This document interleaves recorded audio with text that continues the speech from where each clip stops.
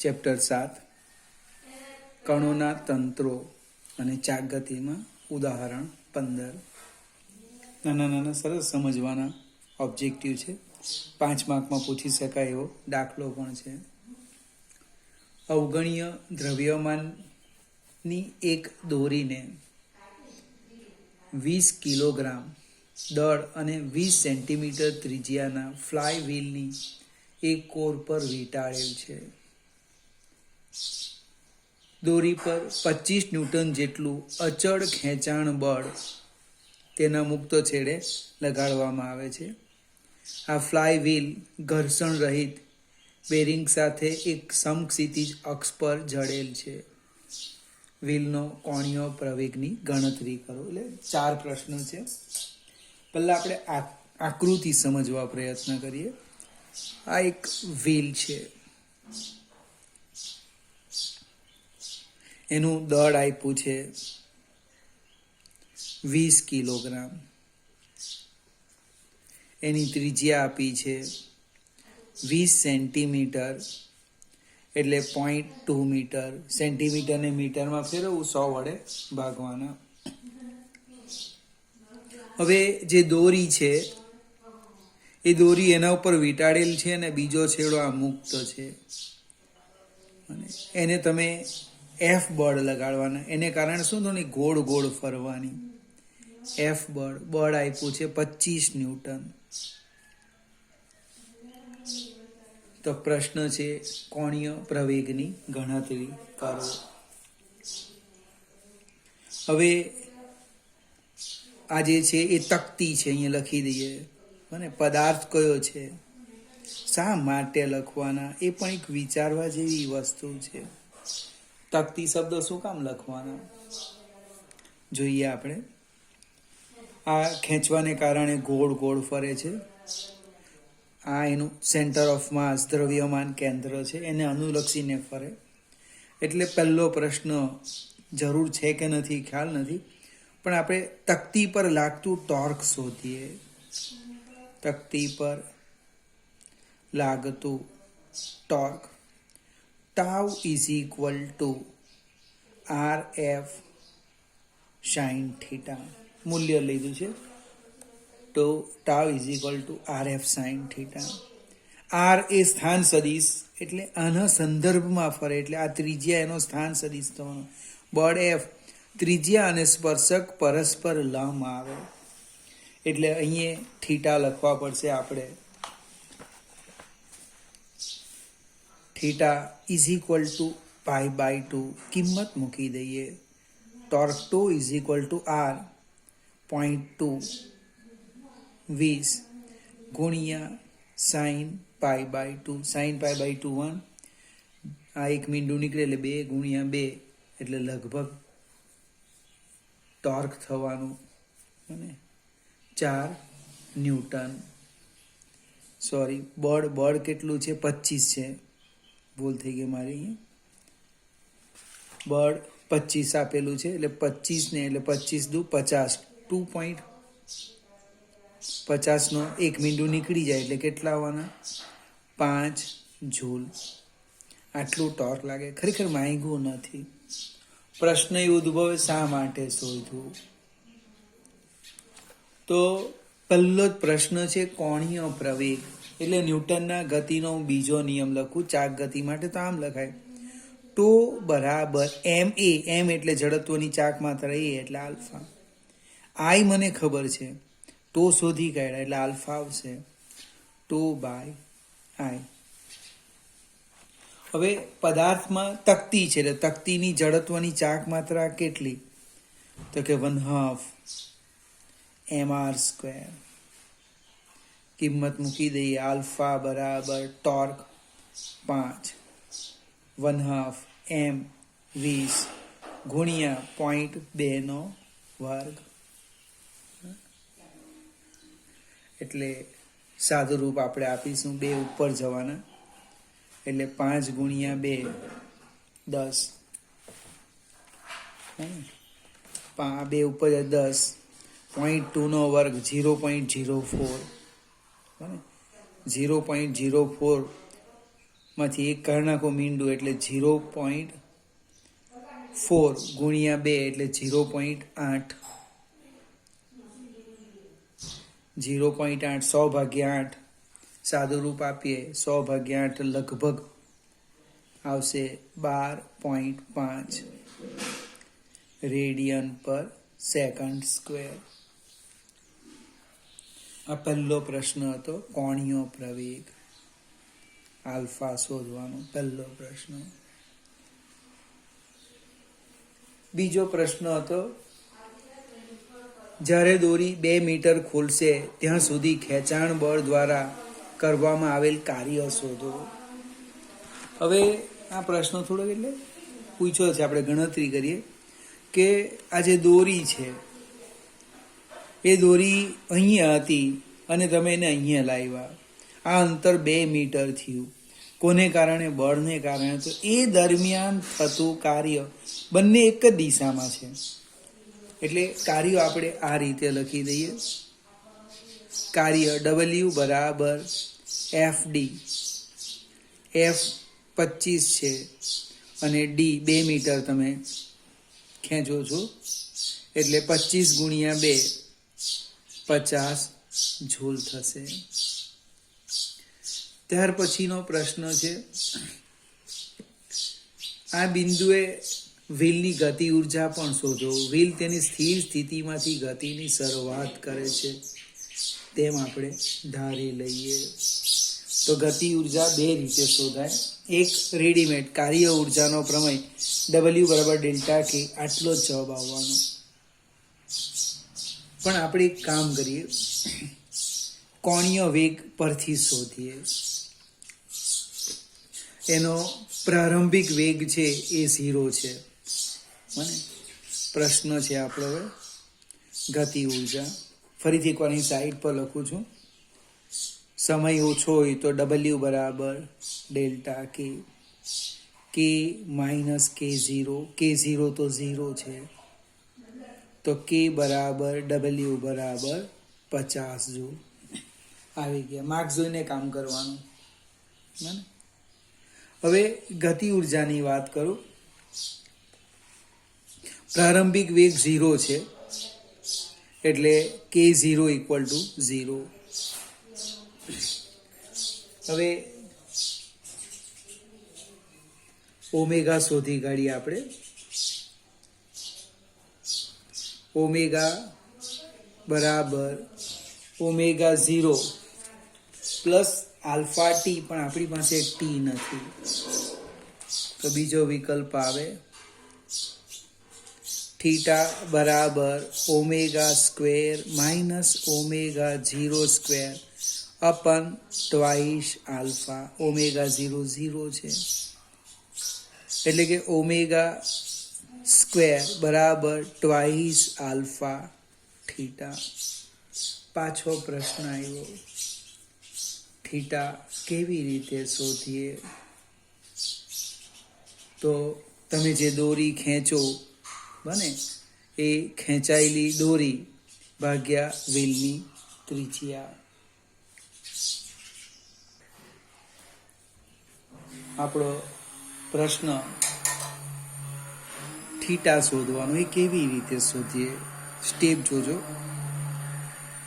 કે પરિઘ જેટલું રેખીય સ્થાનાંતર કરીએ, પરિઘ જેટલું રેખીય સ્થાનાંતર કરે ત્યારે કોણીય સ્થાનાંતર કેટલું થાય? ટ્વાઇસ પાય. પરિઘ જેટલા રેખીય સ્થાનાંતરે કોણીય સ્થાનાંતર ટ્વાઇસ પાય. તો આપણું રેખીય સ્થાનાંતર ડી છે તો કોણીય સ્થાનાંતર કેટલું? એટલે theta is equal to twice pi D by પરિઘ. પરિઘ એટલે ટ્વાઇસ બાય આર. લગભગ ટ્વાઇસ પાય નીકળી જાય. D by R. કોઈક વાર વિચાર આવે સૂત્ર લાવ્યા ક્યાંથી ખબર પણ નહીં પડે. એટલે આ સ્ટેપ એકવાર સમજી લેવાનું કે ટ્વાઇસ પાય આર જેટલું રેખીય સ્થાનાંતર બરાબર કોણીય સ્થાનાંતર કેટલું? ટ્વાઇસ પાય. તો ડી એ કેટલું? એટલે ડી 2 ભાગ્યા 0.2. 2 ભાગ્યા 0.2 એટલે 20/2 એટલે 10 રેડિયન, એટલે ઓમેગા સ્ક્વેર આવશે. જો ઓમેગા સ્ક્વેર બરાબર ટ્વાઇસ આલ્ફા આપણે શોધેલા છે 12.5 ગુણ્યા થીટા 10, એટલે ઓમેગા સ્ક્વેર બરાબર 250. હવે ગતિ ઉર્જા જો ચાક ગતિ ઉર્જા કે બરાબર 1/2 I ઓમેગા સ્ક્વેર, એટલે કે 1/2 આ 1/2 ગતિ ઉર્જાના છે. I એટલે 1/2 mr સ્ક્વેર ઓમેગા સ્ક્વેર. ફરીથી ઓમેગા સ્ક્વેર બરાબર 2 ગુણ્યા 12.5 આલ્ફા થીટા સાદુરૂપ આપો એટલે આવી ગયા ગતિ ઉર્જા 1/2 into 1/2 mr square into omega square. આપણે કિંમત મૂકી દઈએ. જો કે બરાબર 1/4 m 20 r સ્ક્વેર 0.2 નો વર્ગ ગુણ્યા ઓમેગા સ્ક્વેર 250. લગભગ સાદુરૂપ આપીએ એટલે જવાબ આવશે 50 જૂલ. વિદ્યાર્થીઓ, હવે આ રીતે મેં ગતિ ઉર્જા શોધી. એ ખરેખર 3 માર્ક થઈ જાય.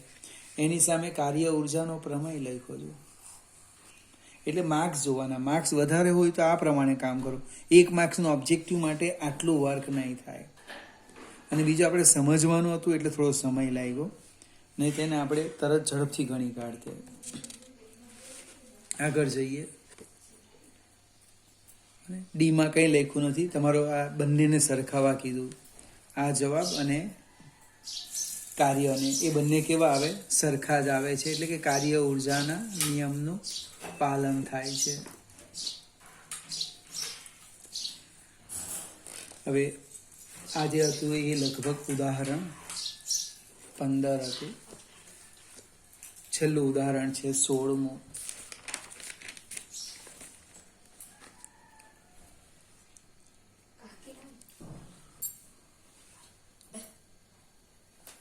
ઉદાહરણમાં 3 પદાર્થ આપેલા છે. રિંગ, ઘન નળાકાર, ઘન ઘોડો.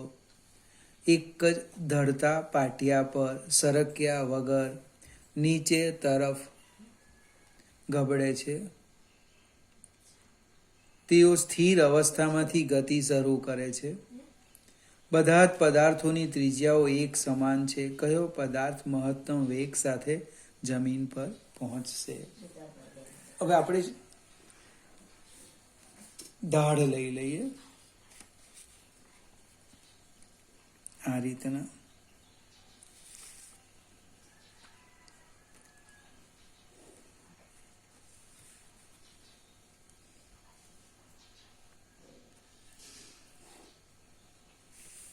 થીટા લઈ લઈએ, ઊંચાઈ h લઈ લઈએ. કોમન ચર્ચા કરીએ આપણે. પદાર્થે ગુમાવેલી સ્થિતિ ઉર્જા બરાબર પ્રાપ્ત કરેલી ગતિ ઉર્જા.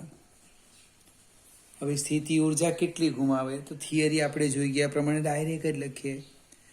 mgh. પ્રાપ્ત કરેલી ગતિ ઉર્જા 2 પ્રકારની: રેખીય ગતિ ઉર્જા પ્લસ ચાક ગતિ ઉર્જા. હવે 3 આકાર જુદા જુદા છે એટલે જડત્વની ચાક માત્ર આપણે ચક્રાવર્તન ત્રિજ્યાના સ્વરૂપમાં લખીએ mk², અને ઓમેગા લખીએ v/r. કિંમત મૂકી દઈએ. mgh બરાબર 1/2 mv² plus 1/2 mk² v²/r². 1/2 mv² બહાર કાઢી લઈએ. mgh બરાબર 1/2 mv² 1 પ્લસ k²/r².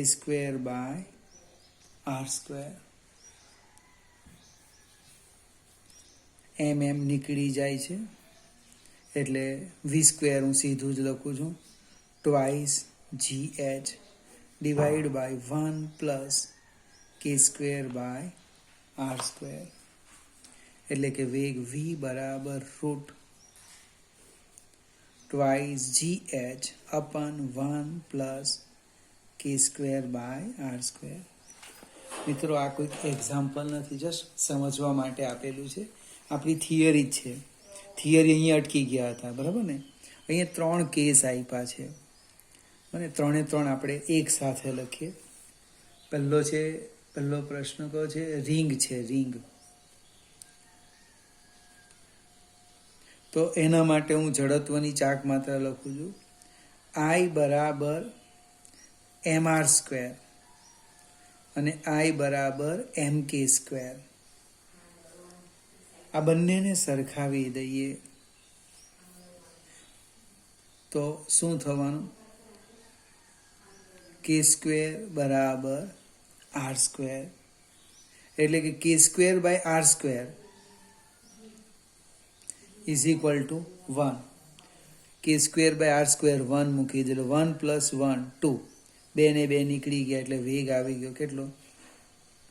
GH. એની બાજુમાં લખો રિંગ છે, બીજો છે કંઈક લખ્યું છે, એક ઘન નળાકાર, નક્કર નળાકાર છે, નક્કર નળાકાર. તો એના માટે જડત્વની ચાક માત્રા I બરાબર 1/2 mr², એટલે ચક્રાવર્તન ત્રિજ્યા આવે k² બરાબર r²/2. દળનો સહગુણક યાદ રાખો, દળનો સહગુણક એટલે દળ સિવાયનો ભાગ એ k² થવાનો, એટલે કે k²/r² ઇઝ ઇક્વલ ટુ 1/2. અહીંયા લખો 1/2. શું થવાનું? જો v બરાબર root twice GH upon 1 plus 1/2, બને 2 વત્તા 1 3 ને આ 2 ઉપર જવાના એટલે 4 થવાના, એટલે શું થવાનું? 4/3 GH. ત્રીજું શું આપ્યું છે? આપણે નક્કર ઘોડો આપ્યો છે, જો અને V1 કેવું અને V2 કેવું, મને ઘોડો 2 આવે, નક્કર અને પોલો. મગજ પણ 2 આવે, નક્કર અને પોલું. આપણું સામા આવતું છે એ ચેક કરી લેવું. નક્કર ઘોડાની જડત્વની ચાક માત્રા I બરાબર 2/5 mr², 2/5 mr². દળનો સહગુણક એને ચક્રાવર્તન ત્રિજ્યા કહીએ, k², 2/5 r², એટલે k²/r², 2/5. આ કિંમત આપણે આમાં મૂકી દઈએ, 2/5 શું થાય? જો v બરાબર રૂટ ટ્વાઇસ GH 1 પ્લસ 2/5, લસા લેવો, 5 વત્તા 2 7 અને 5 ઉપર જવાના, શું થવાનું? 5 દુ 10, 10/7 GH. હવે આપણે નક્કી કરવાનું છે કે ઝડપ કોની વધારે. એક છે રૂટ GH, રિંગ માટે આવી ગયું કેટલું? Root GH. અહીંયા આવ્યું 4/3 GH, અહીંયા આવ્યું 10/7 GH. એટલે સૌથી વધારે ઝડપ કોની આવવાની? નક્કર ઘોડાની. અને સૌથી ઓછી કોને આવવાની? રિંગની આવવાની. પ્રશ્ન આપણો કયો પદાર્થ મહત્તમ વેગ સાથે જમીન પર પહોંચશે? તો કે નક્કર ઘોડો. અને સૌથી ઓછો કોનો? રિંગનો આવશે.